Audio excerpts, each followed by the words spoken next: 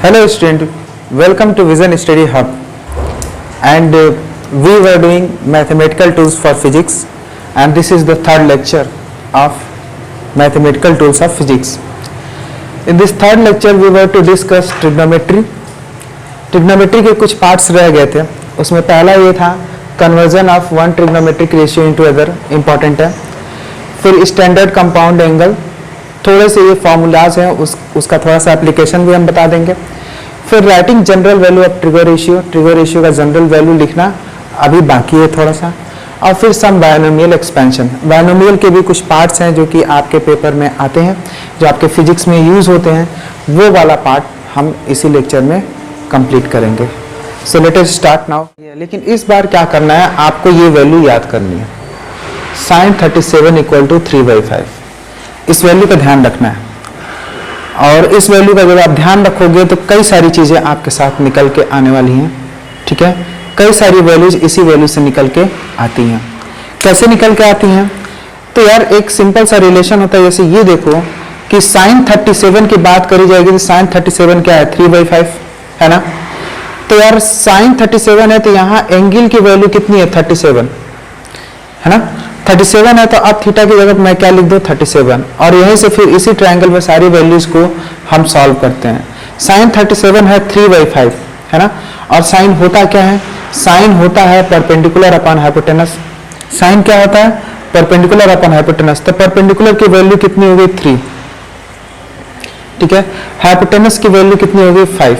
दो चीजें हो गई। तो अब कहीं ना कहीं आपको बेस की वैल्यू निकालनी है, तो फिर से पाइथागोरस थ्योरम का यूज करने वाला है। पाइथागोरस थ्योरम में क्या कहता है, परपेंडिकुलर का स्क्वायर प्लस बेस का स्क्वायर। ये कौन सा थ्योरम चल रहा है, पाइथागोरस थ्योरम का हम यूज कर रहे हैं। पाइथागोरस थ्योरम में क्या होता है, परपेंडिकुलर का स्क्वायर प्लस बेस का स्क्वायर इक्वल टू हाइपोटेनस का स्क्वायर होता है कि नहीं। हमें क्या निकालना है, हमें तो बेस निकालना है। तो बेस को इधर रहने दो, परपेंडिकुलर को इस साइड में भेज दो। परपेंडिकुलर यहाँ पे प्लस हो रहा है, यहाँ पे प्लस हो रहा है, तो इधर जाके क्या हो जाएगा, माइनस। तो यहाँ क्या हो जाएगा, परपेंडिकुलर का स्क्वायर। यहाँ क्या हो जाएगा, परपेंडिकुलर का स्क्वायर।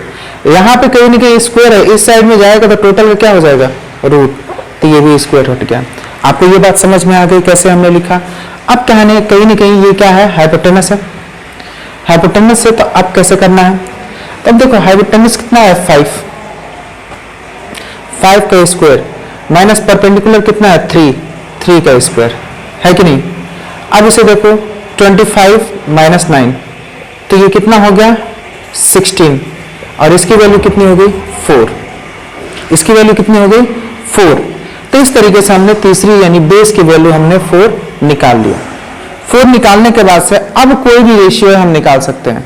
तो फटाफट उन सारे रेशियोज को देखते हैं। पहले हमने इसके हेल्प से तो निकाल ही लिया, अब उन सारे रेशियोज को देखते हैं। लेट अस सी। अब इसमें कहीं ना कहीं आप देखो sin 37 निकल गया है, आपको निकालना है cos 37। ठीक है, क्या निकालना है, cos 37। cos 37 निकालना है तो cos क्या होता है, बेस अपॉन हाइपोटेनस। तो बेस अपॉन हाइपोटेनस हो गया। ठीक है, अब यहाँ पे देखो जो बेस की बात करी जाएगी तो इसमें बेस कितना है, 4 और हाइपोटेनस कितना है, 5। तो cos 37 की वैल्यू कितनी हो गई, 4/5। दूसरा क्या है, tan 37 की बात करते हैं, tan 37। तो tan 37 की अगर हम बात करें तो tan 37 कितना होगा, तो tan क्या होता है, tan को देखो परपेंडिकुलर अपॉन बेस। क्या होता है, परपेंडिकुलर अपॉन बेस। परपेंडिकुलर की वैल्यू कितनी है, 3 और बेस की वैल्यू कितनी है, 4। तो ये 3/4 हो गया। अगर आपके साथ इसी तरह से sin 63 की वैल्यू निकालनी है तो एक चीज समझो कि अगर हमें कहीं ना कहीं 37 वाली वैल्यू मालूम है तो हम 63 वाला भी निकाल सकते हैं। कैसे निकाल सकते हैं, तो 37 वाला मालूम है तो 63 इसलिए निकाल सकते हैं क्योंकि ये एक दूसरे के कंप्लीमेंट्री है। और जब ये एक दूसरे के कंप्लीमेंट्री है तो हम ये दोनों के दोनों एंगल निकाल सकते हैं। और मैंने तो हर एंगल का सप्लीमेंट्री भी निकालना सिखाया था, ठीक है ना। तो कहीं ना कहीं ये एक दूसरे के कंप्लीमेंट्री है तो ये दोनों एंगल की वैल्यू हम निकाल सकते हैं। कैसे, चलो हम sin 63 यहाँ पे लिखते हैं, उसे निकालते हैं। sin 63 है, ठीक है। मैंने आपको क्या बताया था, मैंने आपको एक लॉजिक बताया था कि यार साइन अगर यहाँ पे है, अगर यहाँ पे साइन है, ठीक है ना, तो साइन का कंप्लीमेंट्री क्या होता है, कॉस होता है। और फिर ये 63 है, 63 एंगल का कंप्लीमेंट्री क्या होगा, 37। तो 37 कहाँ से आया ये पूछोगे, तो 90 माइनस 63, 37।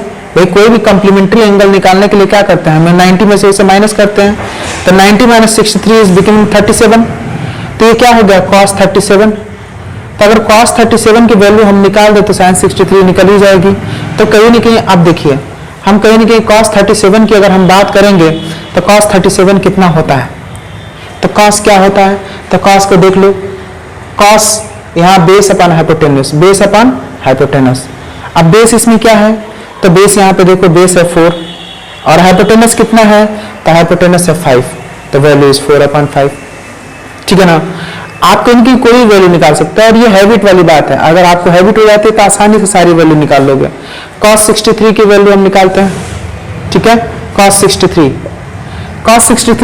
तो मैंने कहा कि हमको 37 में बदलना है यार, हमें 63 नहीं चाहिए, इसका कॉम्प्लीमेंट्री 37 चाहिए, 37 लिख दो। तो इसका कॉम्प्लीमेंट्री ये है तो इसका भी कॉम्प्लीमेंट्री यहाँ लिख डालो, ये sin 37 हो गया। और sin 37 की वैल्यू तो सवाल में दी है 3/5, तो cos 63 की वही वैल्यू होगी जो sin 37 की वैल्यू होगी। ये आपको समझना होगा कि ये दोनों जब एक दूसरे के कॉम्प्लीमेंट्री बन रहे हैं, 37 का कॉम्प्लीमेंट्री 63 sin का है cos, तो ये दोनों वैल्यू बराबर होंगे, ये मैंने बताया था। उसी तरह अगर कहीं ना कहीं tan 63 का निकालने के लिए कहा गया, tan 63, तो 63 से 37 बन जाए क्योंकि इसका कॉम्प्लीमेंट्री 37 है। कॉम्प्लीमेंट्री होने का मतलब अगर 90 में से 63 को घटाते हैं तो कितना आएगा, 37, तो ये वाली वैल्यू इसकी कॉम्प्लीमेंट्री है, तो इसलिए मैंने डायरेक्ट लिख दिया। अब tan का कॉम्प्लीमेंट्री क्या होता है, cot, tan का कॉम्प्लीमेंट्री क्या होता है, cot, तो cot 37 की वैल्यू कितनी होगी, तब 37 वाला हो गया। तो फिर से हम यहाँ पे देखते हैं, तो cot क्या होता है, base upon perpendicular, base upon perpendicular. तो इसका मतलब बेस कितना हो गया, तो बेस यहाँ पे देखते हैं, बेस हो गया 4 और परपेंडिकुलर कितना है, तो परपेंडिकुलर हो गया 3, तो tan 63 की वैल्यू क्या हो जाएगी, 4/3। ठीक है ना, tan 63 की वैल्यू भी आपकी निकल गई। अब अगर आपसे पूछा गया कि cot 63 की वैल्यू निकालो, क्या पूछा गया, cot 63 की वैल्यू निकालो, तो cot 63 क्या है, तो यार 63 फिर हमें तो वैल्यू 37 में दिया है ना, तो बाद में हम 37 में जाएंगे, तो 63 का कॉम्प्लीमेंट्री 37 है, यानी यही जाना है। ठीक है ना, अब कहीं की रेशियो की बात करते हैं, तो cot के रेशियो की बात करी जाएगी, तो अगर ये 63 का कॉम्प्लीमेंट्री 37 है तो cot का कॉम्प्लीमेंट्री क्या होगा, tan, तो tan 37 हो गया। और tan 37 की बात करी जाएगी तो यहाँ पे देखो tan क्या होता है, परपेंडिकुलर अपॉन बेस, तो ये हो गया परपेंडिकुलर अपॉन बेस। अब परपेंडिकुलर की बात करी जाएगी तो परपेंडिकुलर यहाँ पे कितना है, 3 और बेस कितना है, 4, तो कहीं ना कहीं cot 63 की वैल्यू क्या हो गई, 3/4। तो ये एक वैल्यू है, इससे हम कई सारे वैल्यूज निकाल सकते हैं, लेकिन ये वैल्यू आपको याद होना चाहिए, इससे बड़ा हेल्प मिलता है। इससे कम से कम अगर आपको sin 37 की वैल्यू मालूम है, sin 37 की वैल्यू मालूम है, वो है 3/5, तो फटाफट आप cos 37 की वैल्यू बता सकते हो। ठीक है, फिर tan 37 की वैल्यू बता सकते हो, 37 की वैल्यू बता सकते हो। कैसे, तो कहेंगे ये क्या है, परपेंडिकुलर, तो बेस वाला 4 बन रहा है ना, और tan क्या होता है, परपेंडिकुलर अपॉन बेस, तो परपेंडिकुलर 3 है, बेस 4 है, तो 3/4 ये हो गया। अब ये जो चीज है मैंने इस तरीके से करके आपको दिखा दिया, आप इस तरीके से भी कर सकते हैं। भाई sin 37 3/5 है ना, तो cos 37 क्या होगा, तो cos 37 होगा बेस अपॉन हाइपोटेन्यूस, बेस कितना है 4, हाइपोटेन्यूस कितना है 5, तो बेस अपॉन हाइपोटेन्यूस यानी 4/5। उस तरह tan 37 आपसे किसी ने पूछ दिया, तो tan क्या होता है, तो tan होता क्या है, बेस परपेंडिकुलर अपॉन बेस, तो परपेंडिकुलर अपॉन बेस लिखेंगे। तो अगर मान लें आप परपेंडिकुलर अपॉन बेस लिखते हो तो आप देखो परपेंडिकुलर की वैल्यू कितनी है 3 और बेस की वैल्यू कितनी है 4, तो ये 3/4 हो गया। आप देख लो, हमेशा इसी लॉजिक का यूज करके हम हर सवाल कर रहे हैं, तो आपको कन्वर्जन आपको समझ में आ गया होगा। ठीक है, थोड़ी सी और बात इसमें डिस्कस करते हैं। का यूज होता है कम, लेकिन होता है, वेव ऑप्टिक्स में थोड़ा यूज होगा आपके फिजिक्स में, और इसका यूज उतना नहीं होता, बट वी शुड रिमेंबर, हम ध्यान रखें, है ना। इसमें क्या है, हमें 2 वैल्यू याद रखना है, साइन a प्लस बी क्या होता है, तो साइन a प्लस बी होता है sine a cos b plus cos a sine b। ये एक ऐसा फॉर्मूला है कि पहली बार सुनने के बाद मुझे हमेशा याद रहा, क्यों, क्योंकि यहाँ sine cos, cos sine, sine cos, cos sine, exchange वाली चीज़ चल रही है, तो कहीं ना कहीं इस तरीके से मुझे याद था। ये तो एक फॉर्मूला है जो आपको याद करना है ना। अगर कहीं ना कहीं यहाँ पे लिखा है cos a प्लस बी, ठीक है, तो इसे लिखते हैं cos a cos b minus sine a sine b।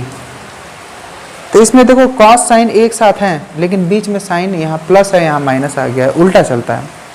लेकिन इनमें से क्या क्या याद रखना है उसके लिए हम बता रहे हैं कुछ नई चीज़। ये दो वैल्यूज आपको याद रहेंगी, पहली बार देख रहे हो, आपको याद पहली बार में ही हो जाता है ना। तो फिर कहीं ना कहीं अगर ये याद रहेगा तो हम क्या करने वाले हैं, हम ये करने वाले हैं कि यार अगर ये ए बी अलग अलग है, हाँ, तो इस पर सवाल कैसे हो सकता है। सवाल देखो कैसे होगा, वेव ऑप्टिक्स में ही कुछ ऐसा पूछेगा, है ना, कि sine omega T plus five. यार ये सब देख के डरना मत, है ना, ओमेगा टी प्लस फाइव ऐसा लिखेगा तो बच्चे इसी को देख कर डर जाते हैं। लेकिन अब देखो हम जानते हैं कि अगर ये ए है तो ये क्या है, बी, है ना। तो हम तो जानते हैं साइन ए बी वाला पढ़े हैं कि sign A cos b plus cos a sine B, हम ये वाला पढ़े हैं। तो ये वाला पढ़े हैं तो यार ए की जगह पे ओमेगा टी है और बी की जगह पे क्या है, फाइव है। तो यार हमें ए की जगह पे क्या कर देना है, ओमेगा टी, और बी की जगह पे हमें क्या कर देना है, फाइव। ए की जगह पे क्या कर देना है, ओमेगा टी, और बी की जगह पे क्या कर देना है, फाइव। चीजें देखने में डेंजरस लग रही हैं, लेकिन फॉर्मूला तो भाई सबको डील कर लेता है, फॉर्मूला पे विश्वास होना चाहिए। देखो ये चीज को हमने फटाफट एक्सपेंड कर लिया कि नहीं, यही चीज आती है, बच्चे डर जाते हैं, क्यों, ये चीज बस नहीं मालूम है। और ये फॉर्मूला याद करना सबसे आसान काम है, ठीक है। अब कहीं ना कहीं आप cos a प्लस बी दिया हुआ है, ये सारी वैल्यूज दी हुई है, तो इस पर हम कुछ और चीज़ें डिस्कस करते हैं, है ना। ये चीज़ तो आपको समझ में आ गया होगा, है ना। इसी में हम डिस्कस कर लेते हैं। अगर मान लें ये दोनों एंगल सेम होता, साइन a प्लस बी की जगह पे साइन a प्लस ए रहता कि नहीं, बोलो। तो साइन a प्लस ए रहता तो फॉर्मूला कैसे लगता, तो कहोगे सर हम तो फॉर्मूला ए से जानते थे, sine a cos b plus cos a sine b, हमको तो यही फॉर्मूला याद है। हम कहें कि जितने जगह b है उसको अब a कर दो, क्योंकि हमने b को a के बराबर ले लिया है। तो जितने जगह b है उसे a कर दो, जितने जगह b है उसे a कर दो। तो आपने कर दिया, करने के बाद क्या हुआ उसे देखो, यहाँ पे साइन a प्लस ए क्या हो गया, साइन 2a। दूसरी चीज ये क्या है, sine a cos a sine a, तो है क्या यार, ये देखो sine A cos a sine a, यानी है क्या, sine A cos a sine A cos a, दोनों का दोनों है। एक कॉस ए साइन ए को मल्टीप्लाई है तो क्या इसे हम इसे लिख सकते हैं साइन ए कॉस ए। तो साइन ए कॉस ए दो बार है, तो क्या मैं इसे लिख सकता हूँ 2 साइन ए कॉस ए। ये एक फॉर्मूला है, यानी जो दूसरा फॉर्मूला आपको याद रखना है, sine 2a equal to 2 sine A cos A, ये याद रखना है आपको। ये फॉर्मूला है, यूज होता है कभी कभी। अब कहीं ना कहीं यही काम इसके साथ करेंगे, कॉस हम दोनों एंगल सेम कर देते हैं, तो यार a प्लस ए कितना होता है 2a, तो कॉस 2a हो गया, ये हो गया कि नहीं, कॉस 2a हो गया। अब कॉस इसकी वैल्यू हम इसमें डालते हैं, तो कॉस a लिख दिया हमने, और b की जगह पे भी अब हमें a लिखना है, माइनस साइन a लिख दिया, और साइन b की जगह पे हमने a लिखना है। तो इस तरीके से देखो कि कहीं ना कहीं यहाँ पे cos a into cos A क्या हो जाएगा, cos square a minus sine square a, मिला कि नहीं, यानी cos 2a की value cos square a minus sine square a हो गया। तो हम यहाँ लिख देते हैं कि value cos square a minus sine square a होता है, ठीक है। सो यहाँ पे हमने कहने की साइन a प्लस बी की वैल्यू हमने ये फॉर्मूला लिखा था, फॉर्मूला को मैंने एक जगह लिख दिया है, ठीक है। और फिर मैंने इसको अप्लाई करने के लिए एक एग्जांपल भी हमने दिया था, है ना, ओमेगा टी प्लस फाइव अगर लिया हुआ है तो किस तरीके से हम वैल्यू लिखेंगे, एग्जांपल भी मैंने दे दिया था। वही इसका काम खत्म, ये आपको बात समझ में आ गया होगा, ठीक है। अब साइन a प्लस बी का ऐसा फॉर्मूला होता है ना, तो दिमाग में यह आएगा कि साइन a प्लस बी का होता है, तो साइन a माइनस बी का क्या होता होगा, तो इसमें कोई बदलाव, खास बदलाव नहीं है ना। यहाँ प्लस की जगह पे बस माइनस कर देना है, तो sign A minus B sign A cos B minus cos a sine B हो जाएगा, ठीक है। फिर उसके बाद से मैंने जो नया फॉर्मूला डिराइव करा वो भी हो गया, है ना। फिर cos A plus B, cos A plus B का फॉर्मूला हमने याद करने के लिए बोला था, वो है cos A cos B minus sign A sine B. तो इसको याद रखने में मैंने बोला था कि कॉस में उल्टा ही रहता है, पहले ही साइन माइनस हो जाता है ना। इस तरीके से आपको ध्यान रखना है। लेकिन कहीं ना कहीं अगर ये पूछा गया कि कॉस ए माइनस बी का फॉर्मूला क्या होगा, तो सिंपली क्या है, साइन चेंज, क्या होगा, साइन चेंज हो जाएगा, ठीक है। तो ये काम भी होगा। ये सारे फॉर्मूले, इसमें ये दोनों फॉर्मूले मेनली याद रखने हैं, और दूसरा क्या है, साइन चेंज, बस। फिर cos 2a का फॉर्मूला हमने डिस्कस करा, किस तरीके से बना है वो हमने दोनों फॉर्मूला यहाँ पे लिख दिया है। फिर आगे डिस्कस करते हैं। आप आइडेंटिटी में, ये आइडेंटिटी शुरू में सीखे थे, sine square theta plus cos square theta equal to 1 सीखे थे। अगर थीटा की जगह मैं एंगल ए कर दूं तो ऐसा हो जाएगा, ठीक है। अगर मैं आपसे पूछूं कि फिर इसका मतलब कॉस स्क्वायर ए की वैल्यू क्या होगी, तो बोलोगे 1 माइनस साइन स्क्वायर ए, होगा कि नहीं, साइन स्क्वायर इधर आएगा, माइनस हो जाएगा। तो यहाँ भी चेंज करते हैं, कॉस स्क्वायर की वैल्यू क्या होगी, 1 माइनस साइन स्क्वायर ए, इसकी वैल्यू हमने चेंज कर दी, माइनस साइन स्क्वायर ए, जो दिया है पहले से उसे लिख दिया। तो साइन स्क्वायर ए कितना हो जाएगा, 2 साइन स्क्वायर ए। तो 1, भाई 2 बार उधार लिए तो 2 साइन स्क्वायर ए, 2 माइनस साइन है तो माइनस माइनस जोड़ जाते हैं अपने में, तो 2 साइन स्क्वायर हो गया। एक चीज ये हुआ। दूसरा बदलाव हम यहीं से कर सकते हैं, कैसे, अब हम क्या करने वाले हैं, हम साइन की जगह पे वैल्यू पुट करेंगे। तो इससे देखो, यहीं पे देखो, यहाँ पे हम आगे रखते हैं कि अगर मैं आपसे पूछूं कि आप साइन स्क्वायर ए की वैल्यू क्या होगी इसी में, तो कॉस स्क्वायर ए इधर आ जाएगा, तो ये हो जाएगा 1 माइनस कॉस स्क्वायर ए, ऐसा हो जाएगा कि नहीं। तो हम कहीं ना कहीं इसी वैल्यू में हम क्या करते हैं, कॉस स्क्वायर ए को ऐसे ही रहने देते हैं। देखिए ये वाली वैल्यू को मैंने चेंज नहीं करी, ऐसे ही रख दिया, माइनस साइन स्क्वायर ए की वैल्यू को हम लिखेंगे। पिछले वाले में क्या है, हमने कॉस स्क्वायर ए की वैल्यू को चेंज करा था। इस वाले में क्या है, हम साइन स्क्वायर ए की वैल्यू को पुट करने वाले हैं। तो साइन स्क्वायर ए की value 1 minus cos square A हो गया।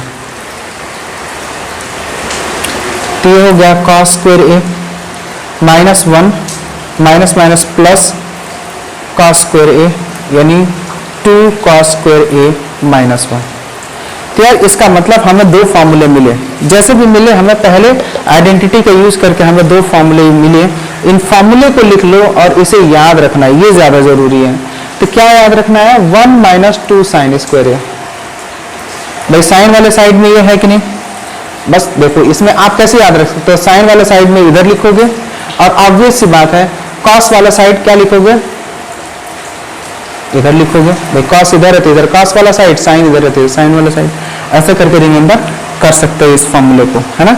तो इस फॉर्मूले का भी यूज होता है, इस फॉर्मूले का यूज मैथ्स में भी बहुत होता है। तो ये जनरल फॉर्मूला है, मतलब बहुत यूज होता है ना। तो बस इस फॉर्मूले को रिमेंबर रखो, है ना, इसको याद रखा जाए। एक फॉर्मूला होता है tan a प्लस बी का, इसको डिराइव तो वैसे ही साइन का हेल्प कर सकते हैं, लेकिन इस फॉर्मूले को बस याद रख लो, tan a plus tan b upon 1 minus tan a tan b। Format आपको याद रखें, इसका यूज होता है, इसका यूज बहुत होता है ना, ठीक है। वेक्टर में इसका बहुत इस्तेमाल होता है। अगर tan a माइनस b लिखा है तो tan a minus tan b upon 1 plus tan a tan b। Format क्या है, याद कैसे रखना है, यहाँ पे माइनस है तो यहाँ पे भी माइनस है, और यहाँ जो भी साइन है उसका उल्टा नीचे वाला साइन है। यहाँ पे माइनस है तो यहाँ भी माइनस है, यहाँ जो भी साइन है उसका उल्टा नीचे वाला है। यहाँ प्लस है तो यहाँ भी प्लस है, और उसका जो भी साइन है उसका उल्टा नीचे वाला है। तो इस तरीके से आप रिमेंबर कर सकते हो। यहाँ पे देखिए आपके सामने एक क्वेश्चन है। इस क्वेश्चन का उद्देश्य ये है कि कहीं ना कहीं आप वैल्यू अगर आपको मिल चुके हैं, साइन अल्फा साइन बीटा के वैल्यू, मतलब अल्फा बीटा मिल गया है ना, तो कहीं ना कहीं tan और cos अल्फा बीटा के टर्म में अगर वैल्यूज हैं तो उनका आप कैसे निकाल सकते हो। जब आप सॉल्व करोगे ना ट्रिग्नोमेट्री से रिलेटेड क्वेश्चन, तो जब उसमें आएगा तो आपको इस तरह की कुछ वैल्यूज निकालने के लिए जब भी आएंगी तो आपको परेशानी नहीं होगी, बस आपको इसी चीज को ध्यान से देखना है। तो कहीं ना कहीं हम फटाफट हमें साइन अल्फा प्लस बीटा मान ले निकालने के लिए दिया गया, तो हम साइन अल्फा प्लस बीटा का फॉर्मूला फटाफट याद करेंगे। तो हमने याद किया था साइन ए प्लस बी का फॉर्मूला, तो साइन ए प्लस बी का फॉर्मूला तो हमें याद ही है, वो क्या है, sign A cos B cos a sine B.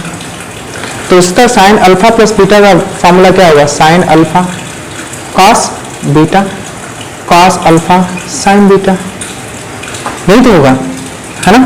तो अगर ये होगा तो कहीं ना कहीं इसके हिसाब से हमने फटाफट एक फॉर्मूला लिख डाला, है ना, जो फॉर्मूला हम याद किए थे उसी के हिसाब से हमने लिखा।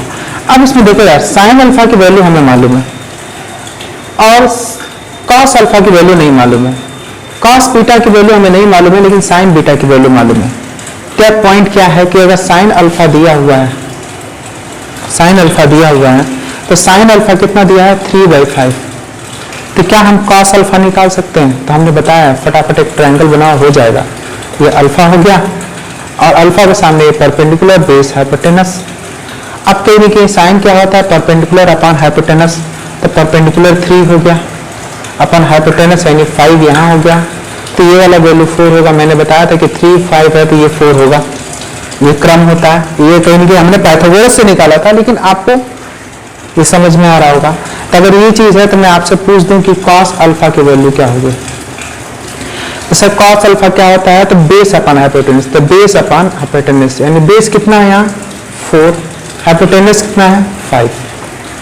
फिर आपसे अगर पूछा गया कॉस अल्फा तो हो गया, ठीक है, tan अल्फा का बता दीजिए, ठीक है, तो tan अल्फा की वैल्यू क्या होती है ये बता दीजिए। तो tan अल्फा भी हम निकालेंगे, tan अल्फा क्या होता है, परपेंडिकुलर अपॉन बेस, तो परपेंडिकुलर कितना है 3, बेस कितना है 4, तो tan अल्फा भी हो गया 3/4। तो इस तरीके से हमने साइन अल्फा कॉस अल्फा और tan अल्फा निकाल लिया। फिर कहीं ना कहीं यहाँ पे देखते हैं बीटा वाला, तो साइन बीटा तो दिया है, साइन बीटा की वैल्यू कितनी है 12/13। तो फटाफट ट्रायंगल बनाने वाले, ट्रायंगल में इसे हम बीटा लिख देंगे एंगल की वैल्यू। अब कहेंगे साइन बीटा क्या होता है, परपेंडिकुलर अपन हाइपोटेनस होता है, तो बीटा के सामने वाला परपेंडिकुलर मतलब एंगल के सामने वाला परपेंडिकुलर हो गया, नीचे वाला बेस और ये हो गया हाइपोटेनस, ये क्लियर हो गया होगा। अगर कहेंगे इसके हिसाब से लिखेंगे तो ये परपेंडिकुलर ये हाइपोटेनस, तो 12/3, तो 12 क्या हो गया परपेंडिकुलर, हाइपोटेनस क्या हो गया 13, तो ये वैल्यू क्या होगी। तो पाइथागोरस थ्योरम आपने पढ़ा था p² plus b² equal to h²। हमें p तो मालूम है और h मालूम है, b निकालना है, तो p को इधर लेके आते हैं तो -p² हो जाएगा, ये हट गया, ठीक है। अगर ये स्क्वायर है, स्क्वायर को इधर लाते हैं तो ये क्या हो जाएगा, स्क्वायर रूट हो जाएगा, है ना। अब कहीं कि h² की बात करी जाए तो h की वैल्यू 13 है, तो 13 का स्क्वायर कर दिया आपने, और p क्या है, p 12 है, तो 12 का स्क्वायर कर दिया। 13 का स्क्वायर कितना होता है 169, और 12 का स्क्वायर क्या होता है 144, तो कहीं ना कहीं इस तरीके से आया 25। तो b की वैल्यू क्या हो जाएगी 25, 5 का रूट, ठीक है, 25 का रूट 5 होता है, तो b की वैल्यू भी आ गई 5, तो हमने 5 यहाँ पे लिख दिया। अब ये लिखने के बाद से ये भी क्रम जान लो यार कि अगर दो छोटे साइड 12 और 5 है तो तीसरा 13 होगा, है ना, और 3 है और 4 है तो तीसरा क्या होगा 5 होगा। तो ये मतलब कि राइट एंगल ट्रायंगल में पाइथागोरस थ्योरम से निकल के आता है और जनरली इसी एंगल का यूज किया जाता है ना। तो अगर कहीं ना कहीं यहाँ से आपसे पूछ दिया गया कि ये cos बीटा की वैल्यू बताओ, तो cos बीटा क्या होता है, बेस अपन हाइपोटेनस, वो 3 अंडों का यूज करना आप जान गए हो। तो बेस कितना है भाई इसका, तो बेस इसका है 5, हाइपोटेनस कितना है 13, तो cos हो गया। अगर मैं आपसे पूछूं tan बीटा की वैल्यू क्या होगी, तो tan बीटा की वैल्यू क्या होगी, तो tan बीटा होता है परपेंडिकुलर अपॉन बेस, तो परपेंडिकुलर कितना है, तो परपेंडिकुलर 12 है, बेस कितना है, तो बेस 5 है। तो हमें ये वैल्यूज मिल गई।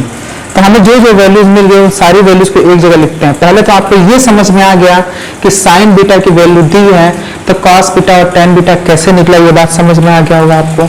और दूसरा साइन अल्फा की वैल्यू दी हुई है, तो cos अल्फा और tan अल्फा कैसे निकलेगा, ये बात भी आपको समझ में आ गई है। तो ये सारी वैल्यूज निकालने के बाद सारी वैल्यूज को एक जगह रखते हैं और रख के देखते हैं कि इनका उद्देश्य क्या है, इनका यूज क्या है। Let us see it. ये वैल्यूज तो निकालना आप, ये कैसे निकाला जाए ये तो मैं सिखा दिया, वैल्यूज निकालना आप जान गए हो। अब साइन अल्फा प्लस बीटा की वैल्यू अगर पूछ दिया तो कैसे निकालोगे? तो ये अल्फा प्लस बीटा आते ही ये फॉर्मूला लिखना है, समझ में आ गया। अब देखो यहाँ साइन अल्फा की वैल्यू आपको चाहिए, साइन अल्फा की वैल्यू 3/5 हो गई, ठीक है। कॉस बीटा की वैल्यू हम निकाले हैं 5/13। कॉस अल्फा की वैल्यू क्या होगी? कॉस अल्फा की वैल्यू 4/5, ठीक है।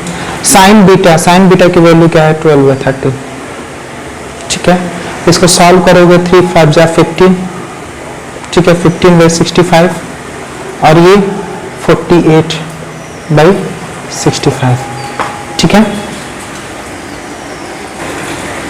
तो 63/65 हो गया और किसकी वैल्यू है? तो साइन अल्फा प्लस बीटा की वैल्यू 63/65 हो गया। तो किस तरीके से इनसे हमने ये सारी वैल्यूज निकाली और किस तरह से फार्मूला लिख के हमने साइन अल्फा प्लस बीटा की वैल्यू निकाल डाली, ये आपको समझ में आ गया होगा। और दूसरा क्या है? दूसरा पूछा है tan alpha plus beta, tan alpha plus beta. तो इसका भी फार्मूला मैंने लिखाया था tan alpha plus tan beta upon 1 minus tan alpha tan beta, ऐसा हमने बताया था।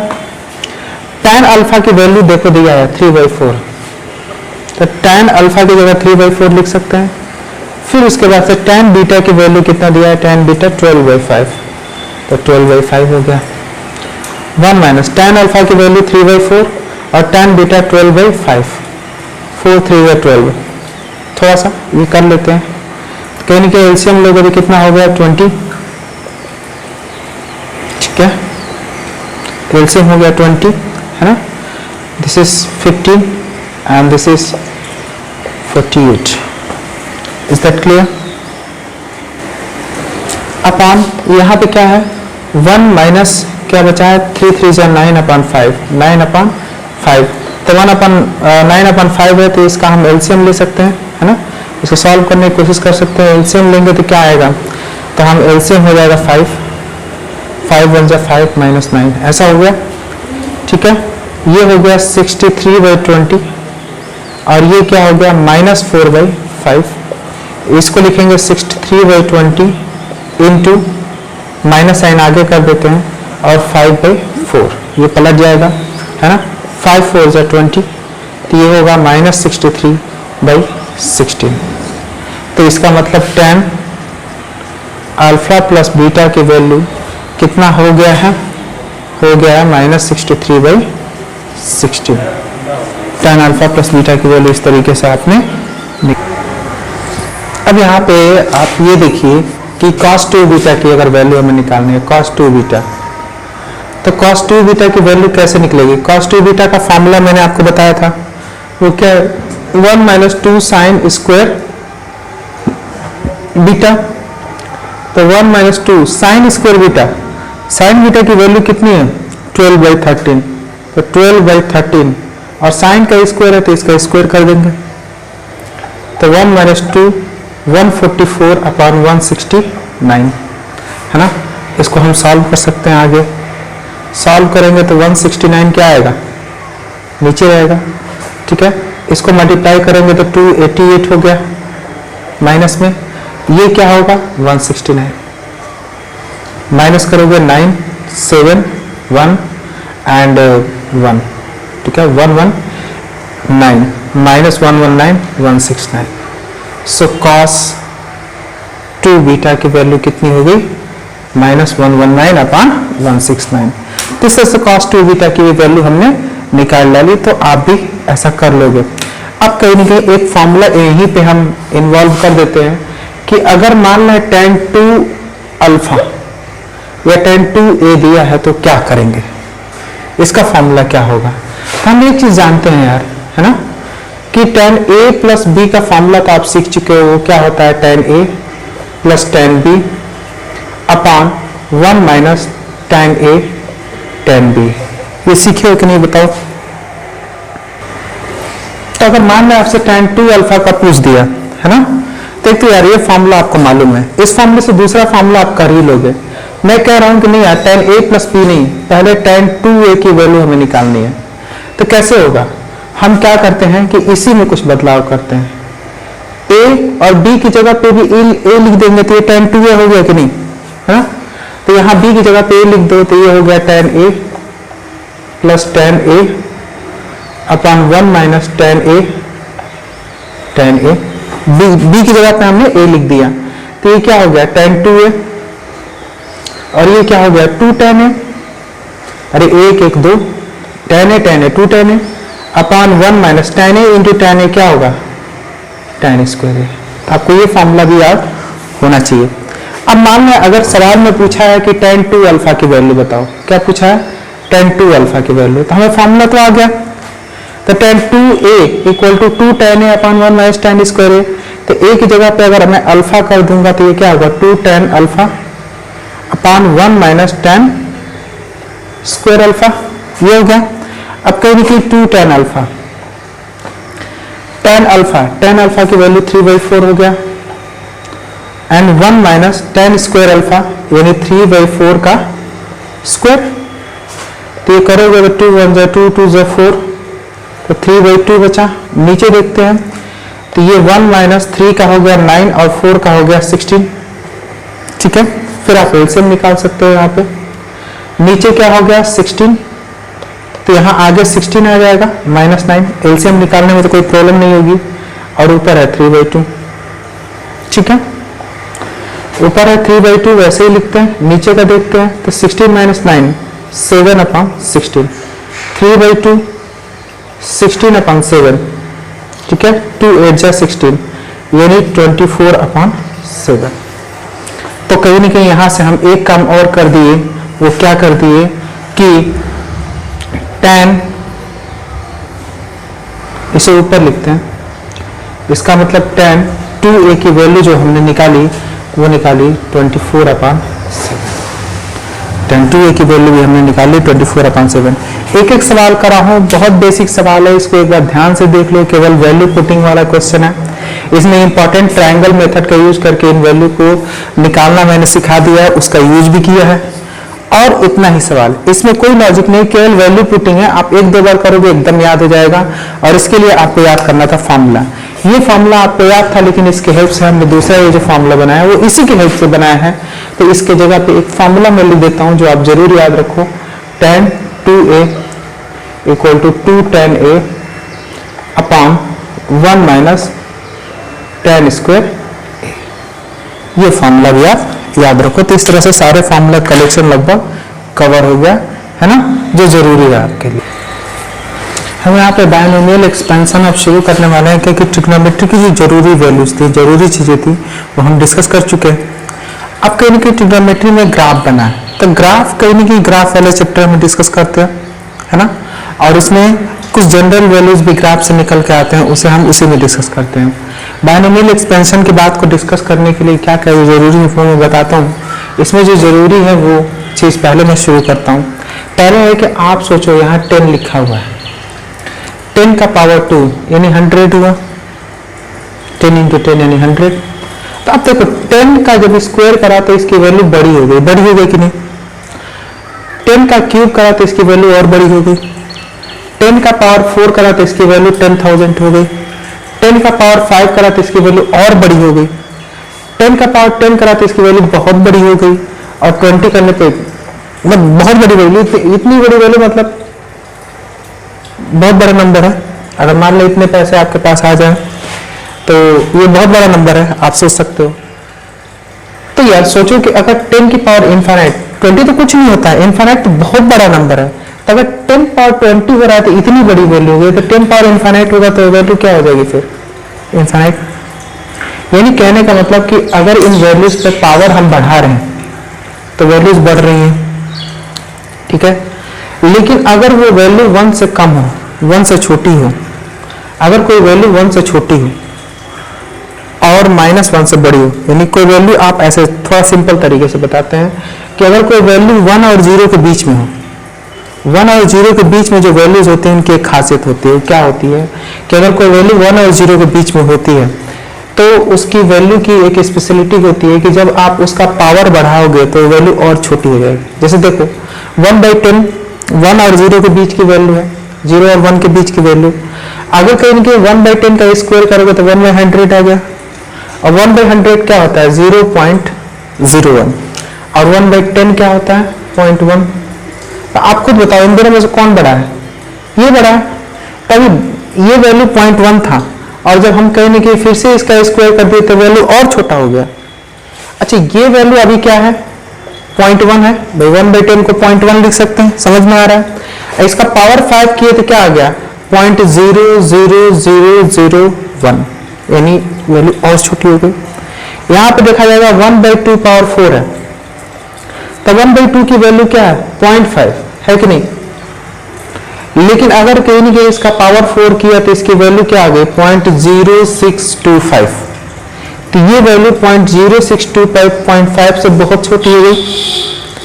यानी कहने का मतलब कि अगर कोई भी नंबर 0 और 1 के बीच में कोई नंबर है, उसका स्क्वायर करोगे तो वैल्यू खुद से छोटी हो जाती है। एग्जांपल के तौर पे 0 और 1 के बीच 3/4 होगा कि नहीं, अगर इसका स्क्वायर करोगे तो क्या होगा 9/16। अब 3/4 जो है वो होता है 0.75, होता है कि नहीं 0.75 है। इसको देखोगे 16 5 जा है ना, और 16 6 जा 96, दिस इज 0.56। अब खुद कंपेयर करो कौन सी वैल्यू बड़ी है, ये वाली वैल्यू बड़ी है। तो ये वैल्यू पहले बड़ी थी, स्क्वायर करा तो वैल्यू छोटी हो गई। लॉजिक समझ में आ रहा है कि अगर कहीं की कोई वैल्यू 0 और 1 के बीच में कोई वैल्यू है, उसका स्क्वायर करोगे तो वैल्यू छोटी हो जाएगी, क्यूब करोगे तो और छोटी हो जाएगी, पावर 4 करोगे तो और छोटी हो जाएगी, पावर 100 करोगे तो और छोटी हो जाएगी। तो यार उस वैल्यू पे जितना पावर बढ़ाते जाओगे वैल्यू उतनी ही छोटी होती जाएगी। तो आप सोचो अगर मान रहे हैं कि अगर मान लें मैं 1/2 रख रहा हूं, इस पे मैंने पावर 4 किया तो 0.0625 हो गया। अगर इस पे पावर में मान लें 1000 कर देता तो वैल्यू तो पॉइंट में इतनी छोटी हो जाती कि आप उसको लिखते ही कहते 0 के आसपास है ना, ठीक है ना। जैसे कि मान के चलो आप ऐसे सोचो, मान लें 1/10 है, 1/10 इसका पावर मैंने 2 किया तो क्या हो गया 0.01 आ रहा है भाई। 1/10 क्या होगा 1/100, 1/100 0.01 मैंने किया भी है यहां पे, ठीक है। 1/10 पावर 5 आ रहा है तो इसकी वैल्यू कितनी हो जा रही है तो 0.00001 ऐसा आ रहा है, ये वैल्यू बहुत छोटी हो जा रही है, ठीक है। तो अगर मैं यही कह दूं कि 1/10 का पावर इनफाइनाइट है तो यार कहने का मतलब ये वैल्यू बहुत छोटी हो जाएगी। अगर आप बहुत ज्यादा पावर कर दिए तो ये वैल्यू बहुत छोटी हो जाएगी, तो बहुत ज्यादा पावर कर दिए तो ये वैल्यू बहुत छोटी हो जाएगी, तो कितनी छोटी हो जाएगी। तो यार कोई वैल्यू कितनी छोटी हो सकती है, तो ये वैल्यू छोटा बहुत छोटा हो जाएगा, एकदम छोटा वैल्यू हो जाएगा। तो कितना छोटा हो जाएगा, तो कोई वैल्यू छोटा से छोटा हो क्या सकता है भाई, तो वैल्यू अगर छोटी से छोटी वैल्यू होगी तो क्या हो सकती है 0। मान रहे हैं 0 एग्जैक्ट नहीं होगा लेकिन 0 के आसपास की वैल्यू होगी भाई। कहने का मतलब वो वैल्यू कुछ ऐसा हो सकता है, जस्ट थिंक अबाउट इट, 0.00000 ऐसा हो सकता है ना। आप कहीं ना कहीं जिंदगी भर लिखते रहे ऐसे 0.00000 करके, कई जिंदगियों तक लिखने के बाद लास्ट में जब 1 लिखोगे तो भी कहेगा नहीं अभी और 0 लिखना शुरू करो। अब इतनी छोटी वैल्यू है तो यार कैलकुलेशन में क्या इस वैल्यू को यूज करने वाले हो। अगर आप 1 क्विंटल चावल खरीद रहे हो और एक दाना कहीं गिर गया तो क्या आप उसे खोजना शुरू करोगे। यार कहीं ना कहीं प्रैक्टिकली ये वैल्यू क्या है हमारे लिए 0, क्योंकि इस वैल्यू का कैलकुलेशन हमें करना नहीं है, प्रैक्टिकली ये वैल्यू 0 है। तो भाई अगर किसी 1 से छोटी वैल्यू पे पावर इनफाइनाइट होगा तो उसका आंसर क्या आना चाहिए 0। ये बात समझ में आ गई। अगर ये बात समझ में आ गई तब आगे की बातें आपको समझ में। चलो आपके सामने एक छोटी सी चीज है, स्क्वायर करना आप जानते हो। इसका स्क्वायर करेंगे तो क्या होगा 1 का स्क्वायर प्लस x का स्क्वायर प्लस 1 प्लस x अगर है ना, 1 का स्क्वायर प्लस x का square plus 2 into 1 into x, ऐसा पड़ेगा। तो इसको फिर से लिखते हैं 1 plus x square plus 2x, ऐसा है कि नहीं बोलो। तो इसको इंक्रीजिंग ऑर्डर में लिखते हैं 1 plus 2x plus x square, ऐसा हमने लिख दिया, ठीक है। यहां पे देखते हैं इसका क्यूब तो 1 क्यूब, फिर क्या करते हो x का क्यूब करते हो a cube plus b cube plus 2a square b, 2a मतलब पहला यानी 1 का स्क्वायर और b मतलब x, सॉरी 2 नहीं 3 प्लस 3 ए बी स्क्वायर, तो 3 इंटू ए की जगह पे 1 है और बी की जगह पे x है, तो एक्स स्क्वायर। इसको फिर से लिखते हैं 1 plus x cube plus 3x plus 3x square, हो गया कि नहीं। इसको इंक्रीजिंग ऑर्डर में लिखते हैं 1 plus 3x square plus 1 plus 3x plus 3x square plus x cube. हमने एक क्रम में, बस एक ऑर्डर में लिख दिया। ऑर्डर में क्यों लिखा? क्योंकि इसका एक्सपेंशन का एक फॉर्मूला होता है, लेकिन ऑर्डर में हमने लिखा आपको कुछ समझाने के लिए। अगर कहीं कहीं ये पैटर्न बनता है यार, है ना, तो इसमें क्या स्पेशल बात है उसको समझते हैं। आप सोचो, मान लीजिए कि 1 है, 1 प्लस 0.001 आपके सामने वैल्यू है और पावर 2 हुआ, ठीक है ना। ये x की जगह पे है, ये x की जगह पे है, तो कहीं ना कहीं इसे क्या करोगे, स्क्वायर है तो इसका स्क्वायर करोगे तो 1 पहला हो गया। फिर इसके बाद से दूसरे वाले का स्क्वायर करोगे तो क्या होगा,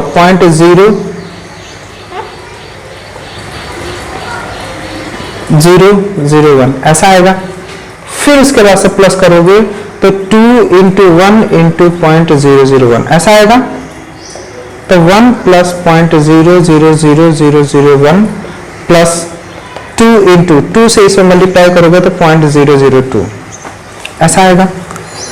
अब आप सोचो, इसको अगर मैं जोड़ता भी हूं तो कितना आएगा, 1.002, ठीक है, 001 ऐसी वैल्यू आई है। अगर आपसे पूछा गया है ना कि ये वैल्यू कितनी है, तो इस वैल्यू में आप जनरल सी बात समझो, इस वैल्यू को क्या नेग्लेक्ट किया जा सकता है, या आप ऐसा समझो कि एटलीस्ट क्या, अगर मैं ये वैल्यू देता हूं तो ये वैल्यू बहुत छोटी है कि नहीं, बताओ। ये वैल्यू बहुत छोटी है तो मैं इसे नेग्लेक्ट कर सकता हूं, इसे नेग्लेक्ट कर दूंगा तो वैल्यू 1.002 हो गया। क्यों?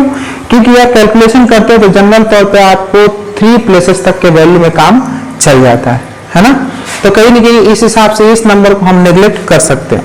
तो उसी तरह कहीं ना कहीं अगर यहाँ वाली वैल्यू छोटी होगी, ठीक है, तो उसका स्क्वायर या क्यूब अगर हो रहा है तो वैल्यू पहले से ही छोटी है।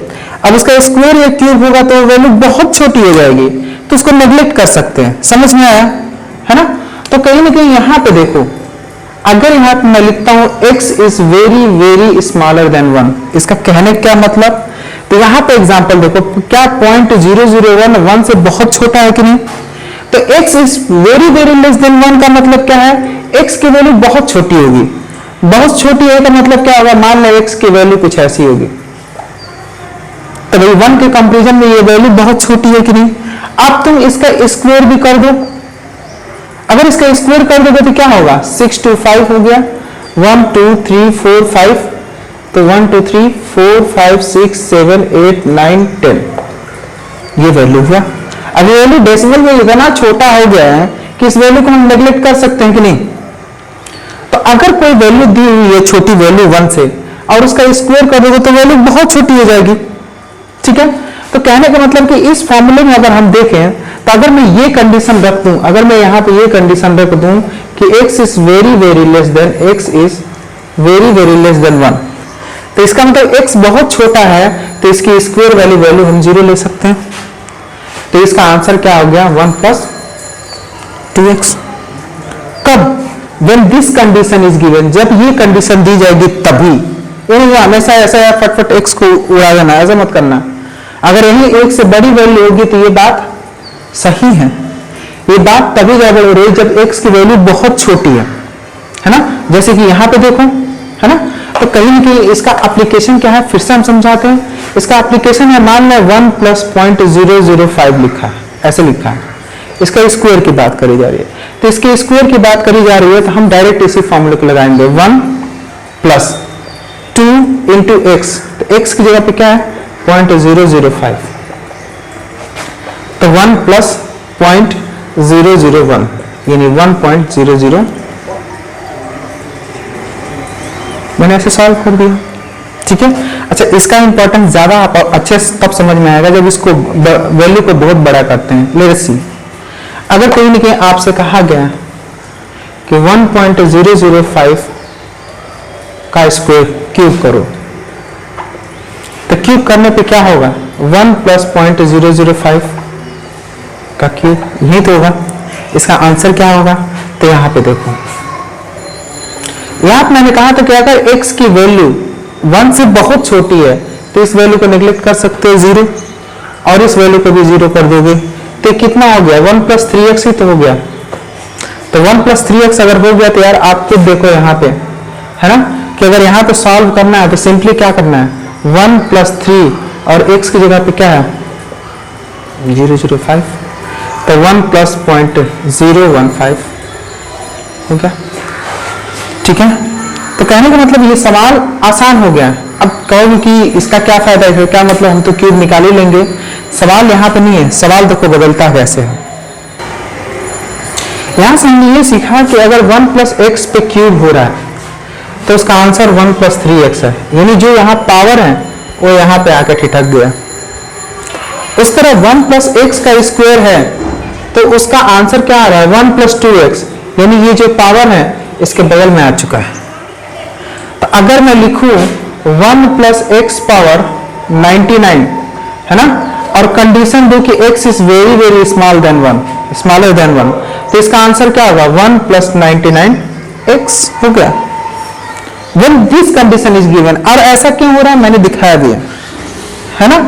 अगर मान लो 1 प्लस एक्स पावर n दिया है, ठीक है, और कहीं ना कहीं कह रहा है x is very very less than 1, तो इसे क्या कर सकते हो 1 प्लस nx लिख सकते हैं कि नहीं। तो इस तरीके से अगर मान लो दिया है 1 प्लस एक्स पावर -1/2, ऐसा दिया हुआ है ना, और ये कह रहा है कि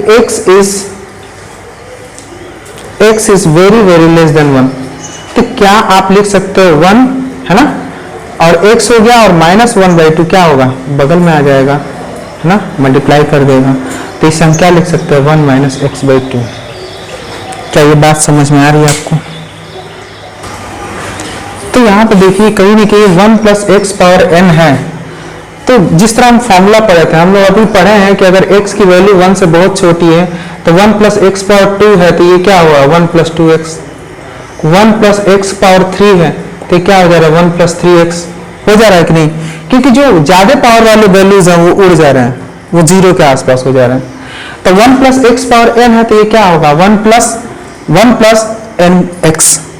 अगर 1 प्लस एक्स की पावर -n है तो क्या हो जाएगा 1 - nx। तो इस तरह की वैल्यूज कहीं ना कहीं आप समझ गए हो कि क्यों ऐसा होता है। अगर x की वैल्यू 1 से बहुत छोटी है तो बार बार ऐसा क्यों होता है। ठीक है, और अगले लेक्चर में बायनोमियल के कुछ पोर्शंस हम अभी और डिस्कस करेंगे, उसके बाद से हम कुछ क्वेश्चंस करेंगे ताकि बायनोमियल आपको और बेहतर तरीके समझ में आए। फिर हम ग्राफ की स्टार्टिंग करेंगे, हम ग्राफ समझेंगे, ट्रिग्नोमेट्रिक रेशियोज के ग्राफ पहले समझेंगे, और ट्रिग्नोमेट्रिक रेशियोज के ग्राफ समझने के बाद से हम कहीं ना कहीं इंटीग्रेशन डिफरेंशिएशन वाले टॉपिक्स को टच करेंगे। Thank you.